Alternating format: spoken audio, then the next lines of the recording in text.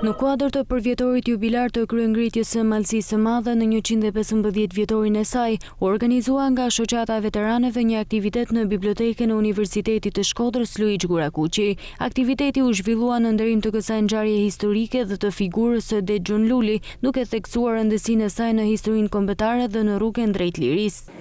Në kuadrin e përvjetorit jubilar të kryengritjes së Malësisë së Madhe, cilën 15 vjetorit të saj dhe të ngritjes dhe të shfaqjes të flamurit tonë kombëtar. Mas 462 vjeç rishfaqet flamuri i Kastriotëve, një ngjarje madhore në historinë e popullit tonë, një ngjarje që pat rrjedhoja dhe rëndësi shtroi rrugën për formimin e shtetit shqiptar. Një ngjarje që garantoi ekzistencën e popullit shqiptar që në programet e kuqishive dhe në programet slave dhe greke ishin vendos për me shu.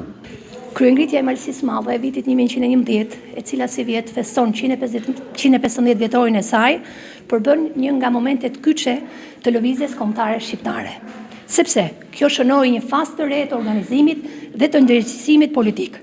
Siç e dim, një rol të rëndësishëm në këtë fazë ka luajtur memorandumi i Greçës, i cili shprehu qartë kërkesat për autonomi territoriale administrative dhe synon të tërheqë vëmendjen e fuqive të mëdha mbi çështjen shqiptare. Të pranishëm ishin student, pedagogë dhe të ftuar të tjerë, të cilët vlerësuan kontributin historik të kësaj kryengritje dhe nevojën për ta përcjellë atë tek brezat e rinj.